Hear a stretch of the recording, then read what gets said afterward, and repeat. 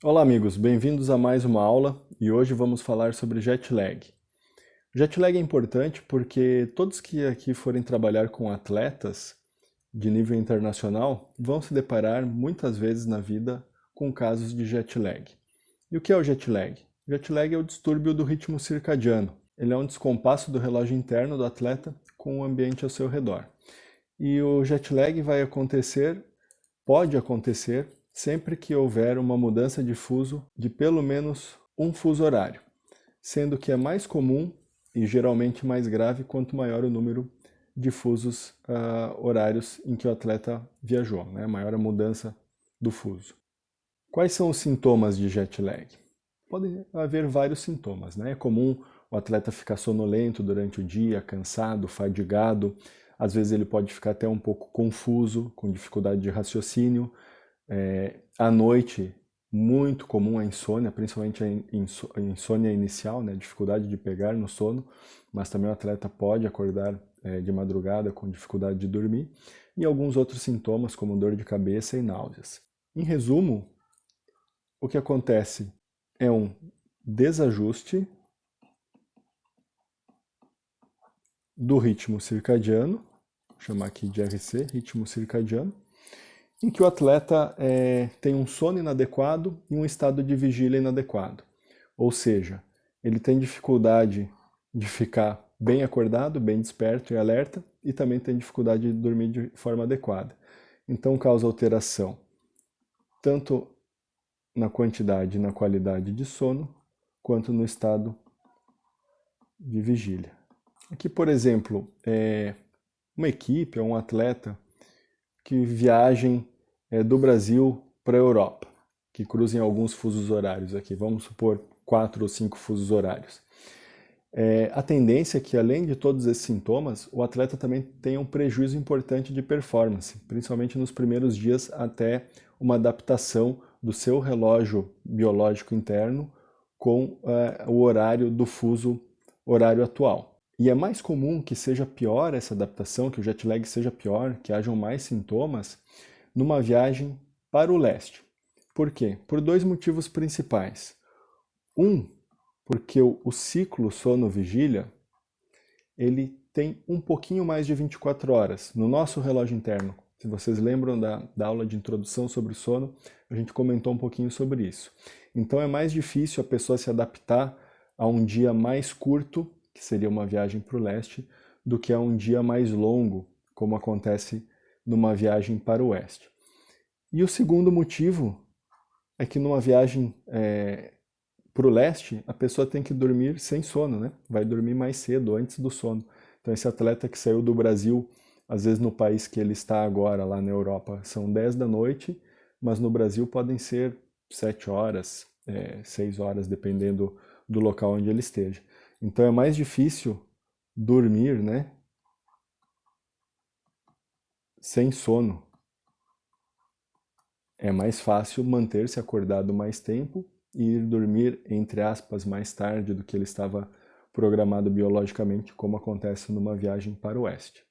E quais são as estratégias que a gente pode usar para tentar prevenir o jet lag? São várias, né? Para prevenir ou principalmente minimizar os efeitos do jet lag. Uma das coisas que a gente pode usar é o exercício físico.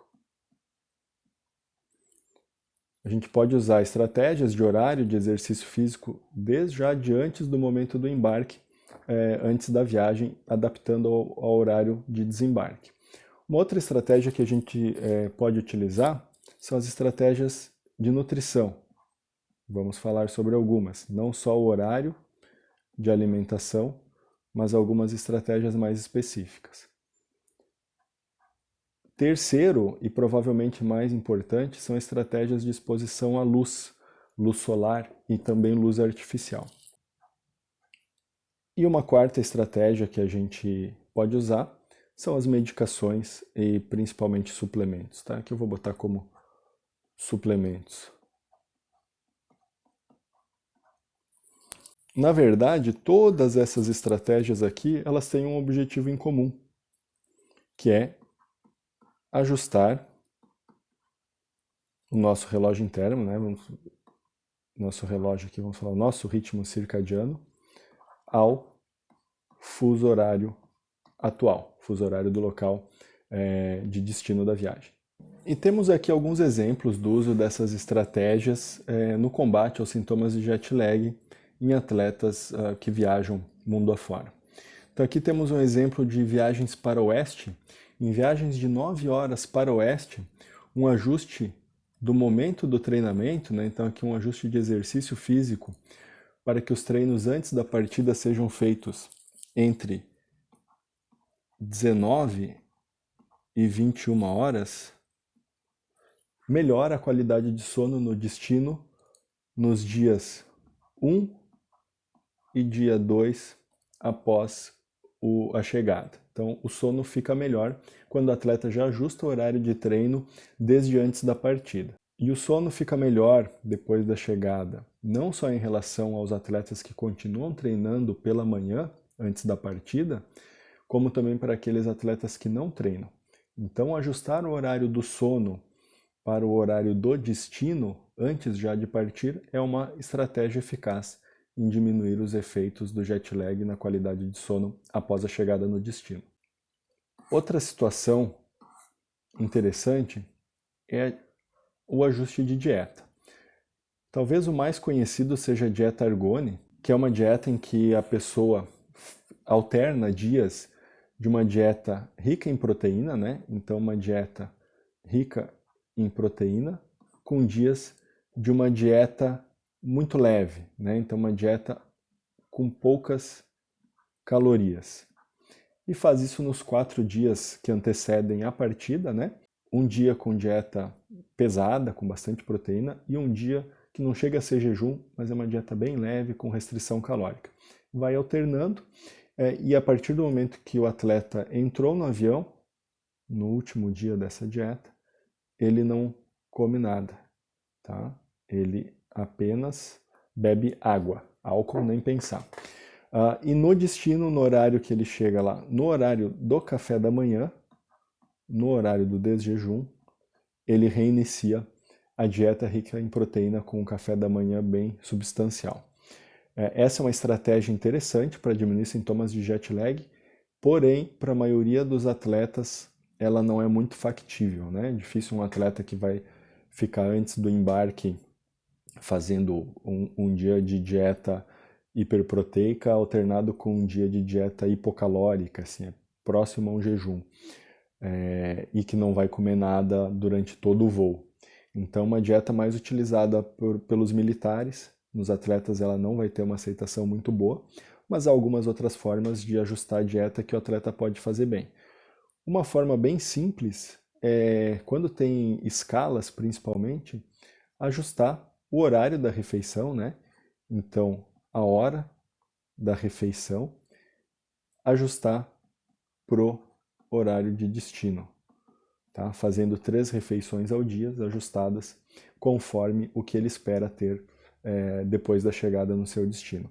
Isso é uma outra estratégia muito mais simples de fazer que também ajuda o atleta a entrar no fuso horário do local destino e ter menos efeitos do jet lag. Outra estratégia que pode ser utilizada é a soneca. Tá? Então, o atleta dormir 20 minutos pela manhã, após a chegada no seu destino, geralmente a chegada de manhã, por isso que eu estou dando o exemplo de manhã, ajuda ele a diminuir, então esses 20 minutos diminuem os sintomas de jet lag. Porém, pode piorar, é comum que piore, dificulte o início do sono nessa noite. Então, a latência para o início do sono, né, que a gente chama de SOL ali na sigla em inglês, o tempo que o atleta demora para dormir depois que ele realmente deitou na cama para tentar dormir, pode aumentar. Então a gente vê aqui que existe um cabo de guerra, né, entre a condição de vigília, né, de alerta, de melhorar a fase vigília, com uma qualidade de sono. Tá? Então a soneca, por exemplo, ela realmente melhora o alerta, mas pode prejudicar um pouquinho a qualidade de sono. Por um lado, melhora os sintomas diurnos de jet lag, porém pode aumentar a dificuldade de dormir.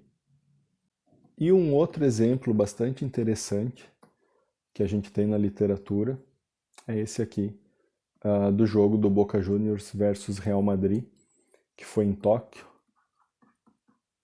o torneio intercontinental, né, que o Boca se sagrou campeão, e aqui eles fizeram uma estratégia com várias frentes de ação. Tá? Foi usado melatonina,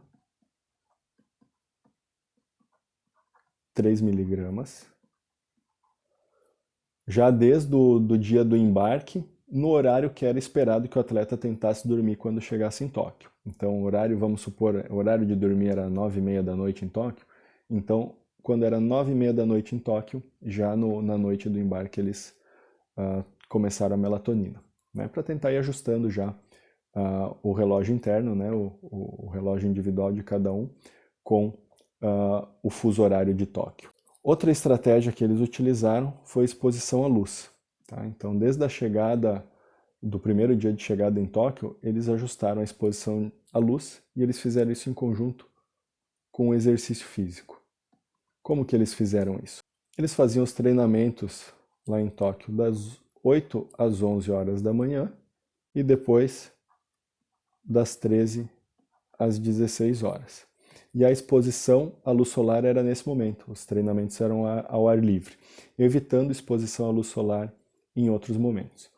Então, com essa estratégia de utilizar melatonina, exercício físico e exposição à luz solar, os atletas tiveram um tempo médio de ressincronização, ou seja, eles conseguiram entrar no fuso horário de Tóquio com um pouco mais de 2 dias em Tóquio, quando o tempo esperado era por volta de 6 dias, sem o uso dessas estratégias aqui mencionadas. Então, falando um pouquinho mais das estratégias que a gente pode utilizar. A melatonina, numa dose de mais ou menos 5 miligramas, começando desde 3 dias antes do embarque, ou começando até o dia do embarque e se estendendo do primeiro dia de chegada até o 5º dia de chegada, dependendo de caso a caso, ela tem um NNT, ou seja, um número necessário para tratar, muito bom, é 2, ou seja, cada 2 pessoas que são tratadas com a melatonina nesse esquema, uma delas se beneficia em questão de diminuição de sintomas de jet lag. A melatonina utilizada, preferencialmente é normal, de liberação rápida. Quando é um comprimido de liberação lenta, você não tem o mesmo efeito que com o comprimido normal. E a dose é mais ou menos 5 miligramas, tá? Já tem efeitos a partir de 0,5 miligramas, mas os efeitos vão sendo superiores com doses um pouco maiores e parece que 5 miligramas é um teto. Doses de 8, 10 miligramas não parecem trazer benefício adicional e podem aumentar os efeitos colaterais. E a associação de zolpidem ou benzodiazepínicos, via de regra, não é feita, porque apesar de poder melhorar um pouquinho o sono, a tendência é que os efeitos colaterais sejam mais importantes e mais deletérios do que esse pequeno benefício no sono. Então, exceto em casos especiais, com avaliação do médico, né, a gente não faz essa recomendação de associação de medicações junto com a melatonina no manejo do jet lag. Outra estratégia que a gente pode utilizar é a cafeína. A cafeína de liberação lenta numa dose de 300 miligramas, ela melhora também os sintomas durante o dia, né, usada assim pela manhã no destino, diminui os sintomas de jet lag, porém ela também pode prejudicar um pouquinho o tempo de latência até o início do sono, ou seja, o atleta demora um pouquinho mais para pegar no sono de noite. Então, aquele velho cabo de guerra entre melhorar os sintomas do dia sem prejudicar os da noite e melhorar os sintomas da noite sem prejudicar o dia. Outro suplemento que pode ser utilizado, que traz resultados preliminares, mas bastante interessantes, é o piquenogenol. O piquenogenol, retirado do pinheiro marítimo, numa dose de 150 miligramas, ele não só diminui o tempo e a intensidade dos sintomas de jet lag, o tempo dos sintomas ele diminui por cerca da metade, como também ele é um suplemento que diminui edema cerebral, isso medido pela tomografia computadorizada, e ele diminui edema de membros inferiores. Tá? Então, ele pode sim ter uma ação preventiva em TVP, diminuindo o risco de trombose venosa profunda. Então, aqui é um suplemento que não só pode ser indicado para combater os sintomas de jet lag, mas também na prevenção de trombose venosa profunda, que é algo não tão raro em voos longos. Então, em resumo, no jet lag,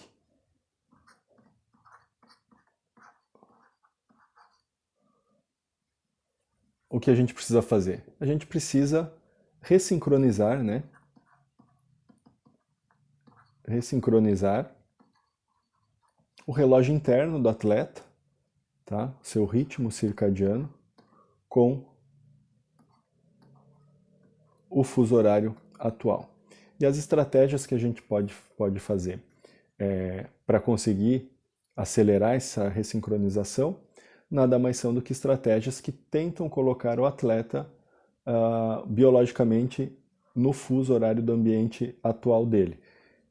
Principalmente aqui exposição à luz e os horários daquelas rotinas, né, que a gente tem sempre no dia a dia enquanto estamos acordados. No caso do atleta, o exercício físico é muito importante, a nutrição, né, ou seja, o horário de comer e também tipo de alimento, como a gente viu na dieta Argonne. E a gente pode, além disso, utilizar a melatonina, que é o hormônio do sono, que tem um papel importante para ajudar nessa ressincronização do ritmo circadiano, e também o piquenogenol e a cafeína. Lembrando que a cafeína leva uma melhora nos sintomas diurnos, porém pode ter um rebote ali, uma dificuldade do atleta iniciar o sono à noite, quando ele vai para a cama. Então esse é o resumo do jet lag, das opções que a gente tem para ajuste. E seguindo isso daqui, a gente consegue minimizar muito esses efeitos. E como vocês viram no exemplo do Boca Juniors, nos anos 2000, consegue-se diminuir muito o tempo de ajuste, né, o tempo para ressincronização. No caso ali, utilizando melatonina, exercício físico e exposição à luz, conseguiu, numa diferença de fuso horário de 12 horas, né, conseguiu ajustar em 2 dias o atleta para o novo fuso horário. Por hoje é isso, nos vemos na próxima.